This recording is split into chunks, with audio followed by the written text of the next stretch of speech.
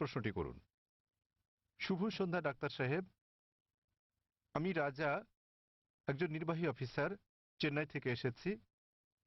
প্রশ্ন করার আগে আমি একটি উদাহরণ দেব, তারপর আমি আমার প্রশ্নটি করব।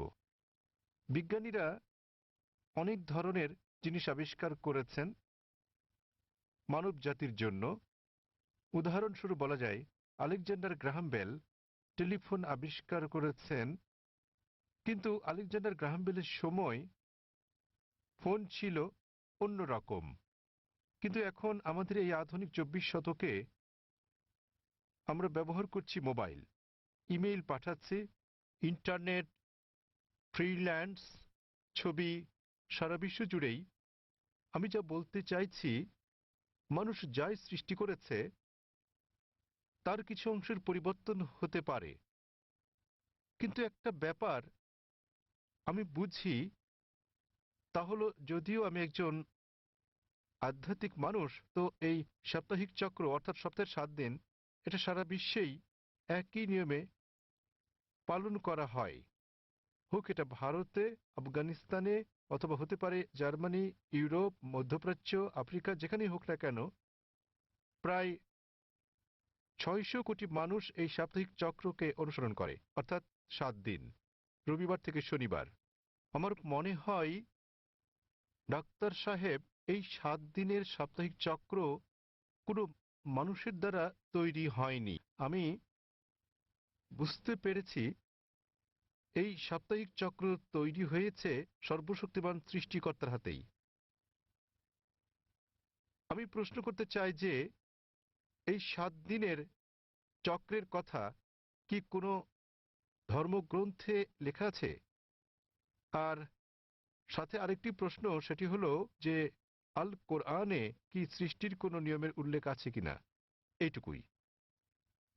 ভাই একটা প্রশ্ন করলেন যে মানুষ যখন কোনো কিছু আবিষ্কার করে, উদাহরণ হিসেবে আলেকজান্ডার গ্রাহাম বেলের টেলিফোন আবিষ্কারের কথা বলেছেন, কিন্তু সময়ের সাথে সাথে এটা বদলাতে থাকে, আর এখন আমরা মোবাইল ফোন ব্যবহার করছি যে অনেকটাই ভিন্ন। এগুলো মানুষের সৃষ্টি, কিন্তু এই সাপ্তাহিক চক্র সারা পৃথিবীতে অনুসরণ করা হয়। এটা সর্বশক্তিমান আল্লাহর সৃষ্টি, সর্বশক্তিমান আল্লাহর সৃষ্টি, সেজন্য এটা সমগ্র পৃথিবীতে অনুসরণ করা হয়। তিনি জানতে চান যে এই পৃথিবীর এই আবিষ্কারের কথা কোরআনে অথবা আগের ধর্মগ্রন্থগুলোতে উল্লেখ আছে কি না। ভাই আপনাকে একটা কথা বলি, আমি আপনার সঙ্গে একমত। মানুষ যখন কোনো কিছু আবিষ্কার করে সেটার বিবর্তন হতে থাকে, উন্নতি হতে থাকে, শুধুমাত্র আল্লাহরটা ছাড়া। আল্লাহ হলেন নিখুঁত, তিনি কিছু সৃষ্টি করলে সেটা নিখুঁতভাবে সৃষ্টি করেন, অথবা তিনি ধাপে ধাপে এটাকে উন্মোচন করতে পারেন, কারণ সৃষ্টির জন্য তিনি যেটা সৃষ্টি করেছেন মানুষের জন্য তারা বুঝতে নাও পারে। উদাহরণস্বরূপ তিনি অনেক নবী পাঠিয়েছেন। প্রথম নবী ছিলেন আদম আলাইসাল্লাম, এবং তারপর অনেক নবী পাঠিয়েছেন, ১,২৪,০০০। সর্বশেষ নবী মোহাম্মদ সাল্লাল্লাহু সাল্লাম, তিনি অনেক বাণী পাঠিয়েছেন, অনেক গ্রন্থ। কিছু কিছু গ্রন্থের কথা কোরআনে উল্লেখ আছে, তাওরাত, জবুর, ইনজিল, এবং সর্বশ্রেষ্ঠ কোরআন। এমন না যে সর্বশক্তিমান আল্লাহ কোরআনের সম্পর্কে জানতেন না।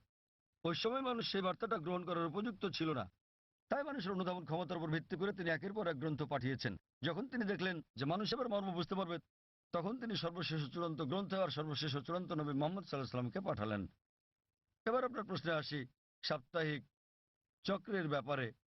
৭ দিন সমগ্র পৃথিবীতে অনুসরণ করা হয়। আপনি বলেছেন রবিবার থেকে শনিবার, এই ৭ দিনের চক্র সারা পৃথিবীতেই আছে, কিন্তু এটা সব জায়গায় এক নয়।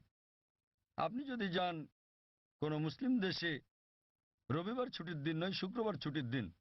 তাই এটা রবিবার থেকে শনিবার নয়, এটা শুক্রবার থেকে বৃহস্পতিবার, কিন্তু এটা ৭ দিনই। তো এই ৭ দিনের চক্রটা একই আছে, দিনগুলো ভিন্ন হতে পারে, যেমন এইসব ছুটির দিন ইত্যাদি।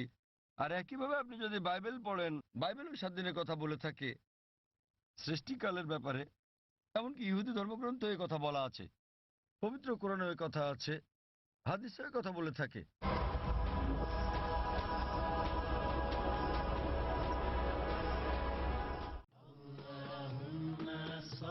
নবীজি মুহাম্মদ সাল্লাল্লাহু আলাইহি ওয়াসাল্লামের মণিমুক্তা। আয়েশা রাদিয়াল্লাহু আনহা থেকে বর্ণিত, রাসূলুল্লাহ সাল্লাল্লাহু আলাইহি ওয়াসাল্লাম বলেন, হে আয়েশা, নিশ্চয়ই আল্লাহ সহনশীল, আর তিনি প্রত্যেক কাজে সহনশীলতা পছন্দ করেন। সহিহ বুখারী ৯ম খণ্ড অনুচ্ছেদ ৪, হাদিস নম্বর ৬৯২৭।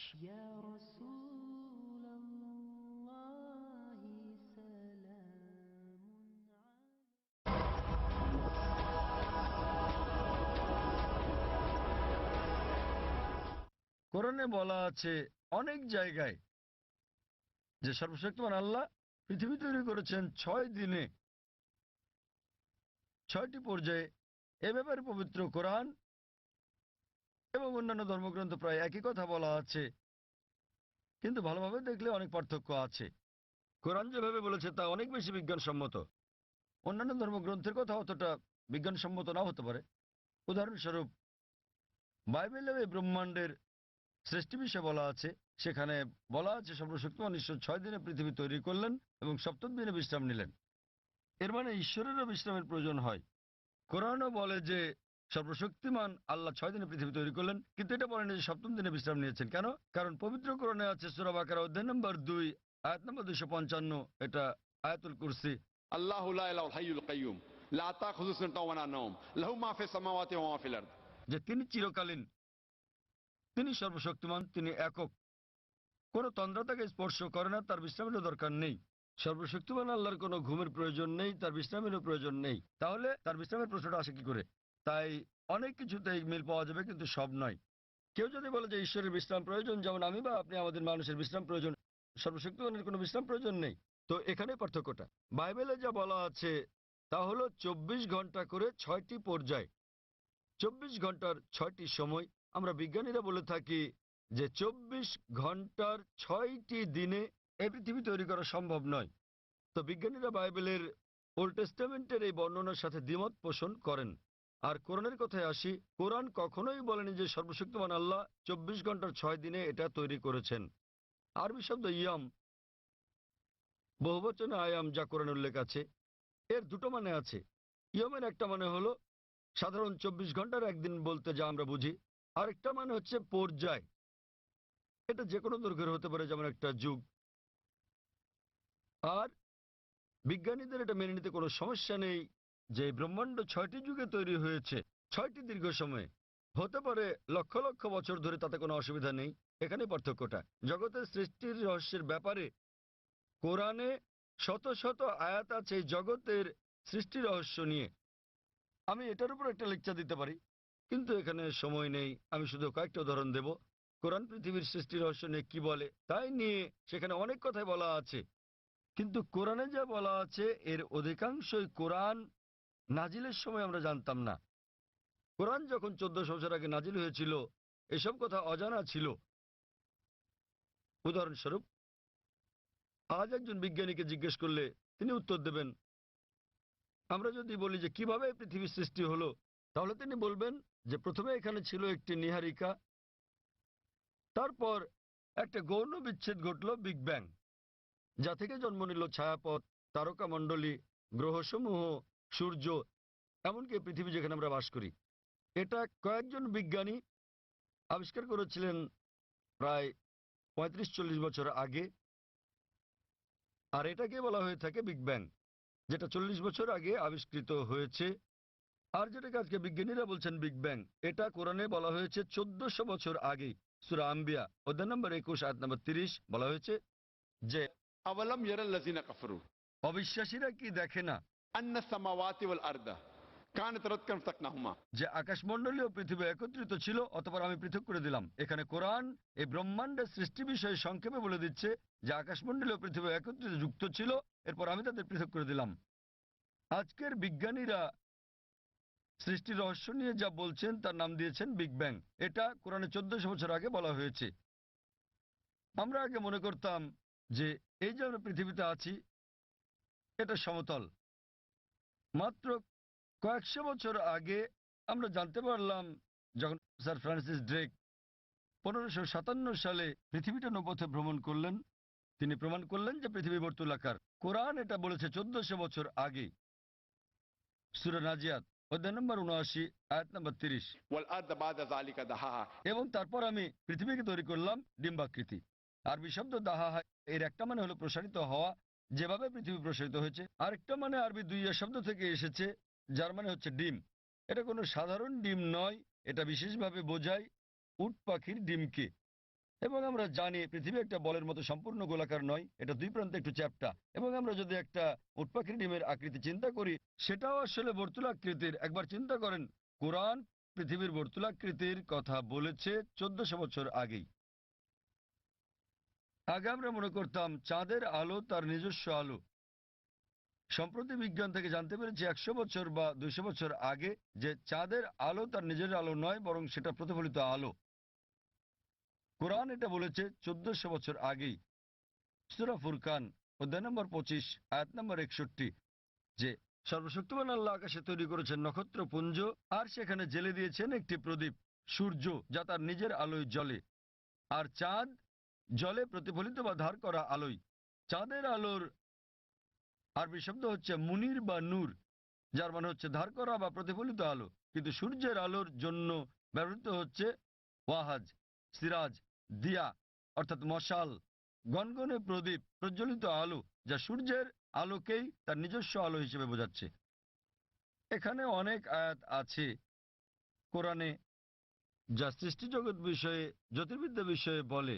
আমি যখন ছিলাম স্কুলে, আমি পড়েছিলাম যে সূর্য যদিও ঘুরে, এটা তার নিজের অক্ষে আবর্তন করে না, এটা নিশ্চল। কোরআনের সূরা আম্বিয়াতে বলে অধ্যায় নম্বর 21 আয়াত নম্বর 33, هو الذي خلق الليل والنهار আল্লাহ সৃষ্টি করেছেন দিন ও রাত, والشمس والقمر সূর্য এবং চন্দ্র, كل في فلك يسبحون। প্রত্যেকে তার নিজ কক্ষপথে বিচরণ করছে। কোরআন বলছে সূর্য এবং চন্দ্র আবর্তন করা ছাড়াও তাদের নিজস্ব অক্ষের উপর ঘুরছে। আর আজ বিজ্ঞানের এত উন্নতির পরে আমরা জানি যে আমরা একটা টেবিলের উপর যদি সূর্যের ছায়া দেখি, তাহলে আমরা দেখতে পাবো যে সূর্যের গায়ে কালো দাগ রয়েছে, এবং এই কালো দাগগুলো প্রায় 25 দিনে একবার সম্পূর্ণ আবর্তন করে, যা দিয়ে বোঝায় সূর্য প্রায় 25 দিনে একবার আবর্তন করে। আর এভাবেই কোরআন বলে আকাশের কথা যে এটা একটা ছাদের মতো। সূরা আম্বিয়া অধ্যায় নম্বর 21 আয়াত নম্বর 32। কোরআন পদার্থের প্রথম অবস্থার কথা বলে প্লাজমা। কোরআন বলে সূরা জারিয়াতে অধ্যায় নম্বর 51 আয়াত নম্বর 47 যে আমি এই বিশাল আকাশকে নির্মাণ করেছি, এই ক্রমবর্ধনশীল বিশ্ব যা আমরা সম্প্রতি জেনেছি। এভাবেই কোরআনের অনেক জায়গায় সৃষ্টি রহস্যের কথা বলা হয়েছে। কিন্তু লক্ষ্য করার মতো বিষয় হলো, অন্যান্য ধর্মগ্রন্থের মতো অন্যান্য ধর্মগ্রন্থ যেমন বেদ, বাইবেল, সেগুলোও বলে থাকে সৃষ্টি রহস্যের বিষয়ে। সৃষ্টির বিষয়ে তাদের অনেক বক্তব্যই বিজ্ঞানের সাথে মিলে যায়, কিন্তু অনেক বক্তব্যই আবার বৈজ্ঞানিক প্রমাণের বিপরীতে অবস্থান করে। কিন্তু কোরআনের ব্যাপারে বলা যায়, কোরআনে 6000-এরও বেশি আয়াত আছে, যার মধ্যে 1000-এর বেশি বিজ্ঞান নিয়ে কথা বলে। এবং পবিত্র কোরআনে এমন একটা আয়াত নেই যা প্রতিষ্ঠিত বিজ্ঞানের বিরুদ্ধে যায়। কোরআনের সাথে অন্যান্য ধর্মগ্রন্থের পার্থক্য হচ্ছে, কোরআনের কোনো আয়াতই বিজ্ঞানের প্রমাণিত সূত্রের বিপক্ষে যায় না। এটা কোনো তত্ত্বের বিপক্ষে যেতে পারে, কারণ তত্ত্ব বদলে যায়, কিন্তু একটি আয়াত প্রতিষ্ঠিত বিজ্ঞানের বিপক্ষে যায় না। এই কারণেই কোরআন একটি অনন্য গ্রন্থ। আর বলা যায় এটি সর্বশক্তিমান আল্লাহর একমাত্র আসমানি কিতাব, একমাত্র ধর্মগ্রন্থ যা তার প্রকৃত রূপে এখন পর্যন্ত অবিকৃত আছে। এই কারণেই আপনি যদি সমস্ত ধর্মগ্রন্থগুলোকে বিজ্ঞান দিয়ে পরীক্ষা করেন, সবগুলোই ফেল করবে কোরআন ছাড়া। আর কোরআন হলো এই পৃথিবীর বুকে একমাত্র ধর্মগ্রন্থ যা বিজ্ঞানের পরীক্ষায় পাশ করবে। আশা করি উত্তরটা পেয়েছেন। হ্যাঁ, আমাদের বোনদের কাছ থেকে কোনো প্রশ্ন আছে কি? কোনো অমুসলিম বোন আছেন? জি আছি। হ্যাঁ বোন, আপনি আপনার প্রশ্নটি করুন। আবারও শুভ সন্ধ্যা। আমি ব্রাহ্মণ্যবাদের একজন অনুসারী, কিন্তু আমি ইসলামের অনেক কিছুই পছন্দ করি। কিন্তু ইসলামের নিয়ম অনুসরণ করতে হলে আমাকে কি ইসলামে ধর্মান্তরিত হতে হবে, নাকি আমার ব্রাহ্মণ্যবাদের ধর্ম পালন করেই আমি ইসলামের বিভিন্ন নিয়ম অনুসরণ করতে পারবো? স্যার, আমি আপনার অনেক বক্তৃতাই দেখেছি, যেমন ইসলাম ও হিন্দু ধর্মের মধ্যে সাদৃশ্য এবং আরো অনেকগুলো। আপনার বক্তৃতা আমি খুবই পছন্দ করি। বোন খুব সুন্দর একটা প্রশ্ন করলেন। তিনি বললেন যে তিনি ব্রাহ্মণিজমের একজন একনিষ্ঠ অনুসারী, কিন্তু তিনি ইসলামের বিভিন্ন বিষয় পছন্দ করেন। তার প্রশ্ন হচ্ছে যে তিনি কি ইসলামের এই সব বিষয় অনুসরণ করতে পারেন, এবং একই সাথে তারা ব্রাহ্মণিজমে চর্চা করতে পারেন। তিনি আমার অনেক লেকচার দেখেছেন এবং অনেকটা পছন্দ করেন। বোন, প্রথমে আপনাকে বলি যে ইসলাম বা মুসলমান হওয়া কোনো উপাধি নয়। ইসলাম আবিধানিকভাবে বোঝায় শান্তি, যা পাওয়া যায় নিজেকে আল্লাহর কাছে সমর্পণ করে। তাই যে কোনো মানুষ যদি সে তার ইচ্ছা অনিচ্ছাকে আল্লাহর কাছে সমর্পণ করে তাহলে সে একজন মুসলিম। শুধুমাত্র মোহাম্মদ, জাকির, আব্দুল্লাহ, সুলতান, শাকির নাম হলে মুসলমান হওয়া যায় না, বা ফাতিমা, আয়েশা, এইসব নামগুলো আপনাকে মুসলিম বানাবে না। মুসলমান মানে যে তার ইচ্ছা অনিচ্ছাকে আল্লাহর কাছে সমর্পণ করে। তো প্রথমেই খুঁজে বের করতে হবে আপনাকে মহান আল্লাহর আদেশ কি। বোন বলেছেন যে তিনি ব্রাহ্মণিজমের একজন একনিষ্ঠ অনুসারী এবং তিনি ইসলামেরও বিভিন্ন বিষয় পছন্দ করেন। আর তিনি আমার অনেক টেপ, অনেক বক্তৃতা দেখেছেন যার মধ্যে ইসলাম ও হিন্দুইজমের সাদৃশ্য আছে। যদি এটা দেখে থাকেন তাহলে উত্তর দেওয়াটা আমার জন্য সহজ হবে, আপনার পক্ষে বোঝাটাও সুবিধা হবে। আপনি যদি দেখে থাকেন আমার হিন্দুইজম ইসলামের সাদৃশ্য নিয়ে বক্তৃতা, যেটা আমি বোধহয় প্রথম শান্তি সম্মেলন চেন্নাইয়ে দিয়েছিলাম, ইসলাম ও হিন্দু ধর্মের মধ্যে সাদৃশ্য। বোন, আপনি যদি ভেবে দেখেন, এমনকি যদি হিন্দু ধর্মের বইগুলোও পড়ে থাকেন, হিন্দু ধর্মগ্রন্থগুলো বলে যে নিজের ইচ্ছাকে ঈশ্বরের কাছে সমর্পণ করবেন।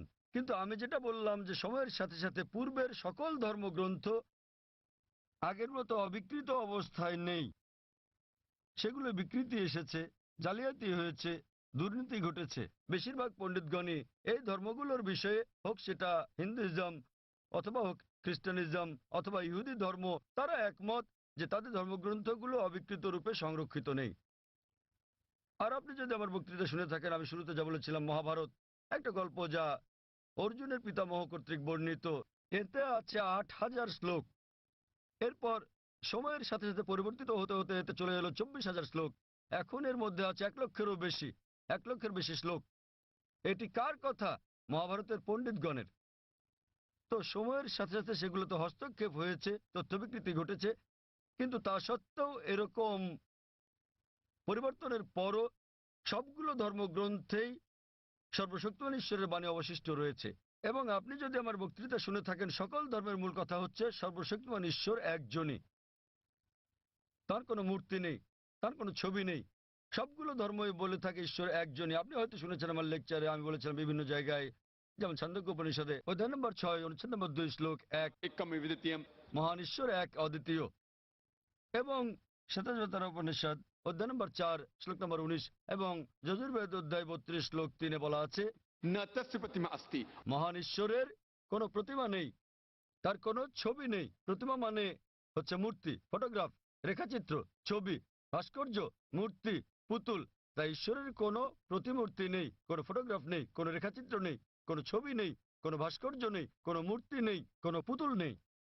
তাই সকল ধর্মগ্রন্থই জোর দেয় সর্বশক্তিমান ঈশ্বরের একত্বের উপর। আর হিন্দু ধর্মের ব্রহ্মসূত্রটি হচ্ছে एकम ब्रह्म द्योतय नास्ते नैना नास्ते किंचन। भगवान एक ही है, दूसरा नहीं है, नहीं है, नहीं है, जरा भी नहीं है। ঈশ্বর একজনই, দ্বিতীয় কেউ নেই, কেউ নেই, কেউ নেই, কোথাও কেউ নেই।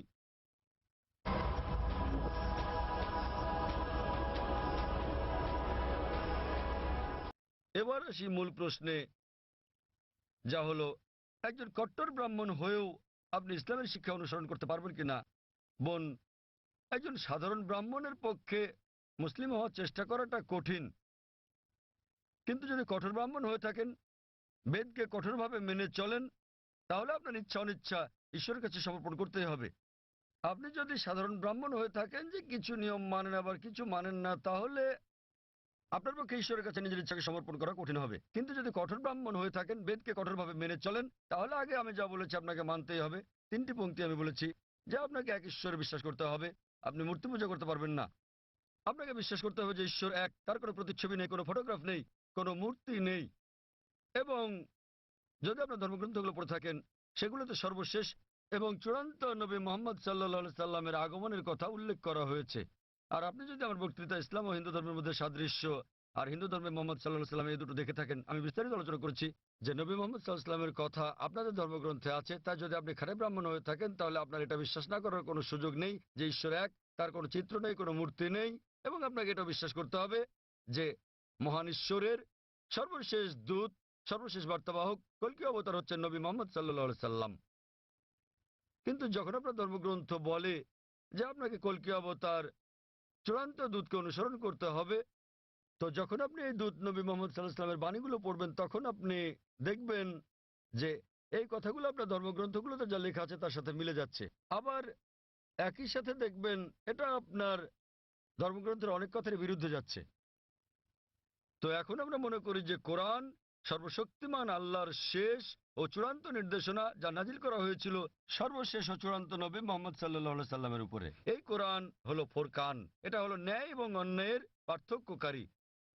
তাই কোরআনের সাথে যা যা মিলে যায়, সেটা যদি বাইবেলে উল্লেখ থাকে অথবা থাকে বেদে অথবা মহাভারতে অথবা রামায়ণে, নিশ্চিতভাবে আপনি ধরে নিতে পারেন যে তা হয়েছে সর্বশক্তিমান ঈশ্বরের ইচ্ছা ও আদেশ অনুসারেই।